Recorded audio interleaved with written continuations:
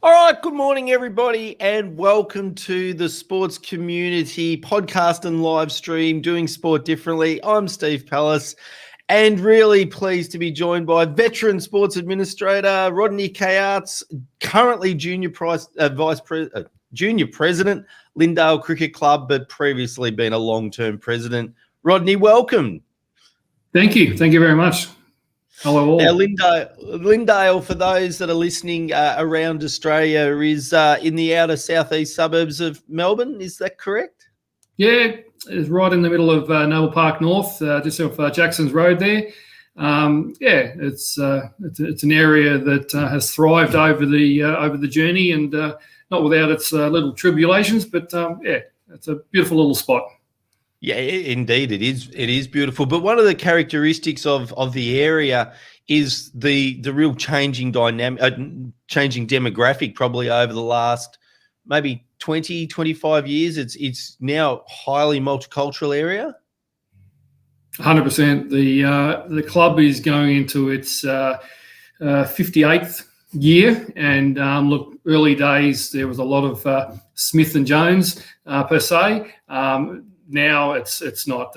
We've certainly got our subcontinent friends that have moved into that Noble Park area because it is a very affordable area from a lifestyle and living point of view. So it is the go-to area for our immigrant friends that move into Australia, especially into that area. So it's a positive for us because our subcontinent friends, and by that I mean Sri Lankan, Indian, Pakistan, they love cricket. They live and breathe cricket. So from a lifeblood point of view, as long as they keep moving in, we know that we're going to have cricketers knocking on our door. So, but the challenges there are definitely from a halal point of view, their eating, all that sort of thing, is that our clubs really had to adjust. And that's been a challenge. It really has been a challenge. We probably haven't done it as quickly as we should have, but it's been challenging, but we're getting there. So, and I'll come back to the multicultural and the subcontinental influences on the club. But one program I'm really, really interested is the club, or also interested in, is the club consciously went out and created a program to attract Aboriginal cricketers from the community to the club. Do you want to give us a little bit of background why you did that and how you went about doing that? Yeah, absolutely. Look, our Indigenous relationship stems right back to our founder, Ted Owen. He was an Irish descent who married an Indigenous woman, and from there created the Lyndale Cricket Club. So there's always been a relationship there with our Indigenous friends. Obviously, then Ted and his wife had kids, and then away we went. It really created a relationship with the Aboriginal community to the point where up until late 1990s, we had 15 to 20 Indigenous members running around, and we received a fair bit of recognition from the council because we were heavily involved with it, being able to create opportunities for our Indigenous members of the area to play cricket, to learn the art of cricket and be involved. Certainly from a council point of view, they saw that as a positive, and we did receive grants. We received recognition through awards throughout the journey. But of late, look, our Indigenous friends unfortunately do have their issues, and whether it be employment opportunities, whether it be health opportunities, those numbers have dwindled. So recently we received another grant to get a one-day side up and running. So we're actively working with a company called a not-for-profit company in Dandenong called RecLink to promote another one-day side for next year, which will hopefully get a little influx of. Doesn't have to be Indigenous, but it's certainly going to be multicultural, that's for sure. So that we can actually get back to being proactive in getting our Indigenous friends back into cricket, because they're definitely around. They're definitely sitting on bums at the moment, wondering, how do I get into sport? How do I get into cricket? Other opportunities? Well, we're saying yes, there is, and this is how we're going to help you do it. And even if it means kicking in their subs, kicking in some gear, whatever, we'll get that side up and running, and and get them proactive into sport again. I think it's just a magnificent program for a number of reasons. And when I first heard about it from Vic Health, when they first let us know about the club and the program, normally we associate programs for engaging Aboriginals in sport and recreation with rural and regional, but here we are in deep in suburbia in Melbourne, and there's programs for this community. Is it a big Aboriginal community around your area? I won't say it's huge, but it's certainly, because you're talking about second, third generation. And, if I can tread easily, you could look at a person and not realise that they're of Indigenous background. Sure. The fact is that they are, because they're so far removed from the generations. So the issues are still there. They're still underlying. They've still got the health issues, all those sort of things because of genetics. But the fact is, they're there.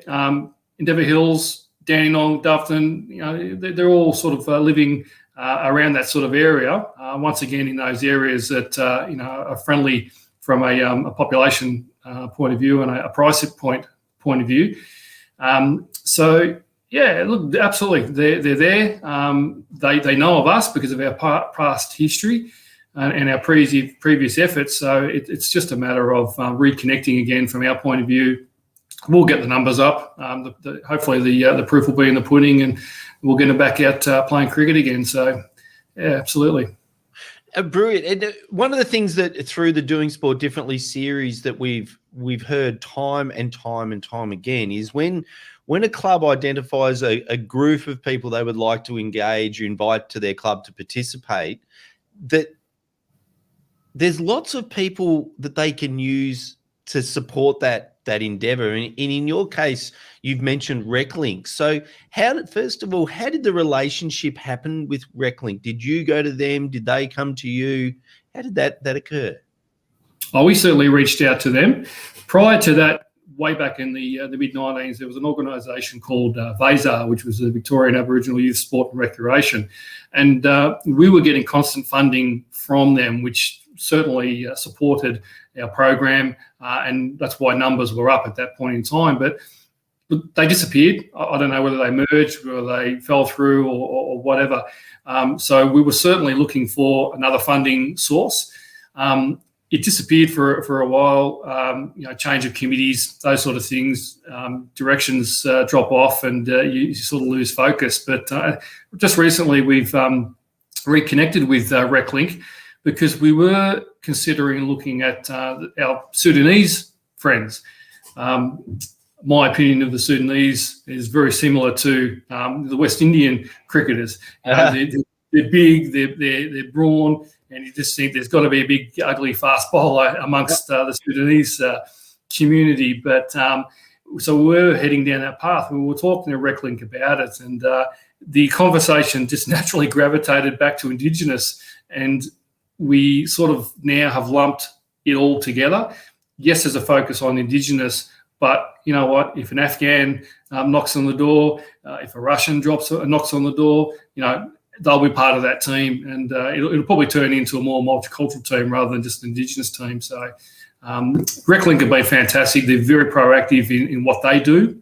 They've got an AFL program in Noble Park, which we sort of looked at that and thought, come on, we've got to be able to replicate that from a cricket point of view, and they're on board. So that's where we're heading. Fantastic. And one of the benefits of partnering with organisations that already work with that community that you've decided to welcome and invite into the club is that they've got the networks, they've got the relationships, they've got the partnerships, and it just makes it so much easier to build the bridge between those not participating and the participation side of the club. Is that what you found with RecLink? Oh, absolutely. Why would you even bother reinventing the wheel? They do it well. It's proven. The numbers are up from their AFL program. So, yeah, crazy to try and adjust that. It works. And the community trusts them, don't they? Like they've got a long experience, whereas you don't have to rebuild that because they've got that trust. Right. Spot on. Yeah, absolutely spot on. And it's just staggering now that I think this is our 25th interview in the series, and time again, we're seeing those same themes. So don't reinvent the wheel. Looked at whoever's working with or supporting those groups. If you don't know anyone, council will point you in the right direction and build those introductions. I guess speaking of council, has council played a big part of your Dandenong City Council, I'm assuming? Yeah, City of Greater Dandenong. Look, yes. I mean, obviously they've got their KPIs that they need to achieve, and one of them is sport involvement. Yes. So look, we do connect with them from a funding point of view. Look, they're not great at that, but I get it because they've got so many other programs and things like that. So from a reliability point of view of funding, that's not always there, but you know what? If we need to hire the ground for a fundraising match or whatever, you know, they're there to help out. So, you know, just with their recent the COVID situation, you know, we haven't been charged any sort of fees or anything like that for the hire of the room. So we play on turf. It's heavily subsidised, the curation. So. Yeah, look, we're pretty lucky to have a council like the City of Greater Dandenong who actually get it. They understand the multicultural side of it. You know, they're about to tip in some cash as well to upgrade facilities. So, look, we certainly can't dispute anything that they're working with us on. So, all good. Yeah, fantastic. Great relationships with councils are just vital for clubs because it just makes it easier. Yeah.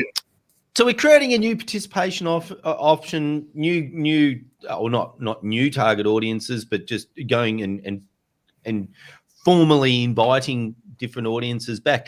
How will the participation option? You mentioned it's 1 day cricket. How is that? How will it need to be different to what you normally do? The train Tuesday, train Thursday, play Saturday Arvo type format of your competitive teams. It's a good question. I don't think it'll be too different. The fact is that some of these potential members may have never played the game before, so you know, we may have to have a bit of a lead up into the first game so that they can actually get the skills required. It's not about wins and losses. It will never be about wins and losses. It'll be about participation, improvement, feeling better about yourself. Look, COVID has not allowed a lot of social interaction, but you know, getting back to the club rooms afterwards, you know, having that beer, having that drink, whatever it might be, and sharing the stories of the day. It's just a massive. And from our earlier conversation, I know that you're involved with the Cricket Club yourself as well. You understand the stories, you understand the participation. You understand, you know, talking about that catch that you took, or that wicket that you took, or that six that you hit. So, you know, hopefully that's where we get the biggest buzz. You know, if you talk about KPIs, well, that's certainly one of them. It's that interaction back at the social rooms, and hopefully seeing some development in the person rather than the game. So it'll be interesting to sort of see how it all plays out. But that's certainly our focus. Not so much on the wins and losses, but about the development. And again, I keep coming back to the themes that keep falling out of it. And you just said a couple of things there. It's not about the wins and losses. It's about the development. And that's really so contrary to the way traditional sports clubs that are just purely competitive traditionally look at sport. And it's a big change. Like it's just rolled off your tongue like it's second nature. But that's actually a big change of thinking, that it's not about wins and losses. It's about and being really open and accepting to the fact that people walking in the door may not even, you know, you mentioned Russia, like they may not have even seen what a game of cricket even looks like in Russia before they come to Australia. So you've got to introduce all of that side of it. So how will you do that? Will it be with coaching, special programs leading in? Have you put much thought to that side of it? We've had experience with it in the past. You know, the reason I mentioned those countries is because we've actually got existing members that from Russia and is from even our Chinese friends have certainly kicked out some members as well. And their hand-eye coordination, because cricket's probably not big in China. They come to the club with a preconceived perception that I may not be any good at this game, but I want to give it a go. And when they actually give it a go, they actually realise, hang on, I can play this game. And then we tend to use that as a template, and then that will be a peer support sort of mechanism for future members. So it's one of those things that you actually don't know what you're going to get until they walk in the door, pick up the bat, start bowling, and then you can work with them. But the key to your question is it will be one-on-one. It will. You can't have a one cap fits all for these sort of members that come into the club, given that they've never played before, because you don't know what you're working with. Who'd have thought that our Afghan friends would make decent cricketers? They're actually dominating on the international field. I mean, the T20 leg spinners, Afghan, he's number one. Who would have thought that? And and in Dandenong, there's a lot of Afghans running around playing cricket and dominating. So it's one of those things that you don't know what you're going to get. Could the next Don Bradman walk in our door? I hope so.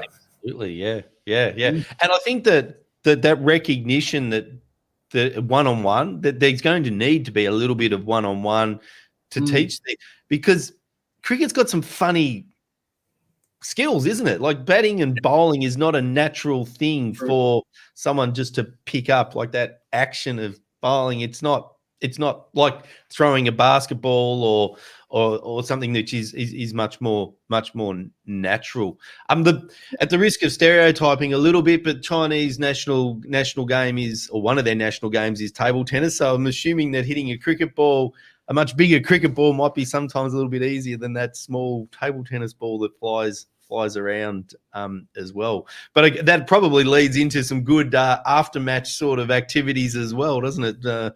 Around the club rooms, the table tennis tables, etc. Let me just put a couple of comments. Oh no, they're just different from. So, who decided? Was it the committee initiative that you wanted to go back and create this option to increase participation, or was it members coming to you and saying, hey, there's a group of us that don't know much about cricket that want to play? Or how did that dynamic actually happen? It's really all about the numbers, and our junior numbers have always been solid. Long story short, but it was probably about 30 years ago that we actually dwindled down to only the one junior side.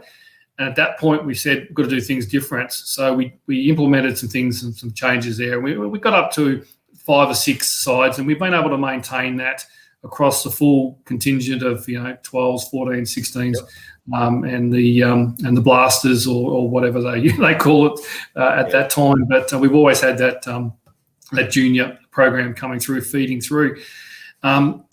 We have to maintain that. It's simple. So it's a numbers game. So as the membership gets older and move up through the ranks, 16s into seniors, we were probably just forecasting a bit of a lull. So as a committee, we just decided we need to do something. We just need to tap into other markets, other areas to make sure that we bring in that. So we actually we're not afraid that the one-day model or the one-day team doesn't get up. But you know what? If we get another 8 or 9 or 10 youngsters that keep feeding through, it's still a win for us. It's a numbers game. We're hoping for 11 one-days, but whatever we get, we will get. So it's just about maintaining our junior ranks, which feed into the senior ranks. And what you're living is what we've been hearing from the researchers in the Doing Sport Differently, that clubs have got to evolve to remain relevant to what the community wants. And you kind of you're an illustration of that. The traditional model, declining numbers, change to be more reflective of what the community wants, grow back up to 5 teams, because you give the community what they want in the way that they want it. And this is just the next extension. Yeah.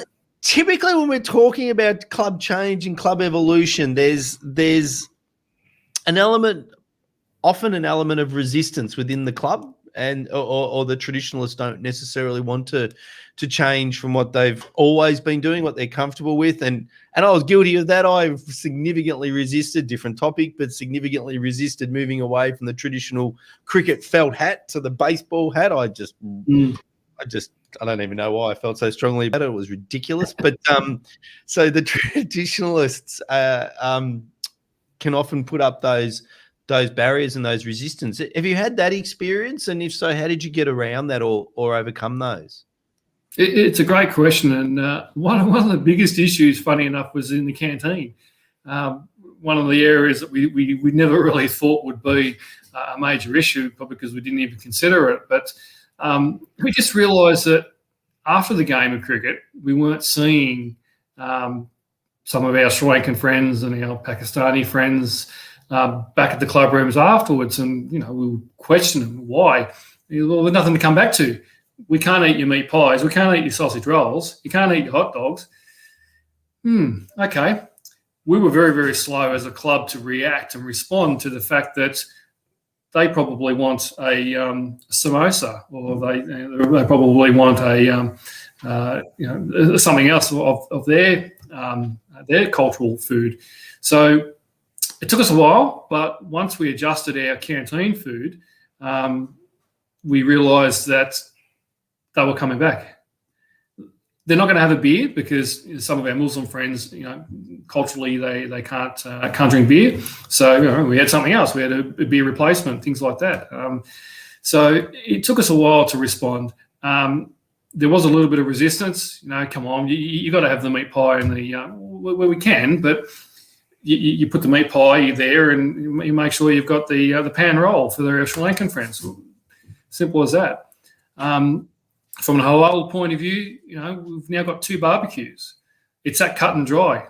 That's the halal barbecue. That's the non-halal barbecue. Simple as that. Suddenly they're there. They're sharing that that sausage roll with you, or that sausage in bread with you, because it's been we've respected the culture. We've implemented the changes, and they're back. They're having a sausage with us. So we look back and we go, that wasn't that hard.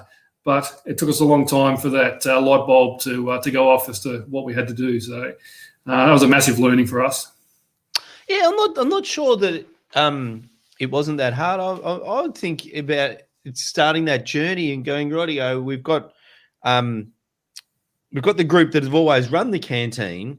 They wouldn't even necessarily have the knowledge to know A, what food to prepare, or B, how to prepare it. So then how were you able to make that change in the canteen? How did you be able to get the knowledge and the skills to be able to diversify the food? Well, early days, the committee was a committee. A lot of cricket clubs have that 1 or 2 people that stay on the committee for 20 plus years. So therefore their thought processes is very cemented. It's bang, that's it. It wasn't until we actually got a Muslim onto our committee and we got Sri Lankan onto our committee that changes were afoot, because they've said, dipsticks, get that, and they will come. So it actually took a while, but to invite them to be on our committee and be part of the decision-making process, suddenly our decision-making changed, and we started making the right decisions because the people that were on the committee making the decisions actually knew what they were talking about and what the membership base needed. So, same thing. They were probably then able to go into their communities and find the volunteers that were then able to do the food creation, preparation, planning, etc. That's correct. It's we look back now and we go, oh my God, well, why didn't we do this earlier? I touched before that it seemed a simple decision, but we just took a long, long time to make that decision. So, our decision-making processes have changed so much now because we're actually referring to the people that know that culture, know that requirement, and it's almost doing a bit of research before we actually make any changes afoot. So it's totally changed our way of running the club, because who would have thought you'd need 2 barbecues? Well, you do if you want the all-inclusive approach to membership. Yeah. Yeah, it sounds simple, doesn't it? But it's so Mm. respectful. Yeah. Yes, huge. Yeah, I think that's the key word. Once we started respecting the cultures, they started to respect us and became more inclusive. Well, it probably started to feel like their club, and Correct. so then it goes from their club to your club to our club. And I think Bingo. that's probably the journey that you've gone on. Another journey that I would suggest probably happened is those people that would have initially bought the hot dogs and defended the meat pie, the right of the meat pie, are probably now the biggest consumers of the much more healthier, diverse food selection, I'd suggest. The pan rolls, if we run out, we hear about it. Yeah, They it's love funny. the pan roll. It's funny. Our biggest critics are often turning to be our biggest advocates when they get to experience the change to which they push back on. So you just briefly mentioned, just in closing, you briefly mentioned the council just about to kick in a bit of money, and that's probably understating what the amount of money that's coming to the facility that you're in. Is that a $9 million investment by, I'm assuming, state government, local government, tenant clubs, etc., to create a real hub for sports in the area. How much do you think that being a truly multicultural club has contributed to that everyone desires to have those sort of facilities, but few actually realize them? Yeah, spot on. Look, from our point of view, we've got an amazing hub. The area is absolutely amazing. We're void from neighbours, so it really is our area and our home. Great relationship with the Lyndale Football Club. The two committees get along. Decisions are made mutually, which is why we tend to get the larger grants sometimes too, because they can see it's actually a co-op. So the council came to us with their master plan, which they're doing right across the broader community. They're looking at identifying a number of different areas and grounds to invest in and upgrade. So from our point of view, we focused on the relationship with the football club to make sure that it was a cooperative area, and the council obviously they enjoy dealing with us. So not only have they got the space, that ticks the box. The tenant clubs are working well together, that ticks the box, and we're focused on joint focuses, I suppose, in relation to multicultural, Indigenous, youth, all that sort of stuff. So as two clubs, which may be third with the Lyndale United Soccer Club coming in as well, we tick a lot of boxes, and it's a great relationship. So yeah, I'm assuming that goes a long way to make sure that they invest that money and invest it wisely. Yeah, absolutely. Rodney, we talk a lot about the principles that underlie the doing sport differently philosophy that Vic Health with La Trobe Uni have created, and the number one philosophy is think about the person that you're trying to engage and involve them and talk to them in the decision making and the program design even, and that's what you've done, and the benefits have been truly wonderful for your club, and I really wish you well for the upcoming year. Touch wood, you finish this year strongly with finals, and then start next year strongly, uninterrupted. But thank you so much for sharing the journey with us today. It's been really valuable and lots of insight. Wonderful. It's been an absolute pleasure sharing the stories, and we look forward to spending the money that we received recently from Vic Health, and we certainly thank them for that. Obviously, grants like that don't come every day. So when we secured that grant to hopefully enable us to achieve our goals, very appreciative. So we certainly thank Vic Health for that, and thank you for your time today.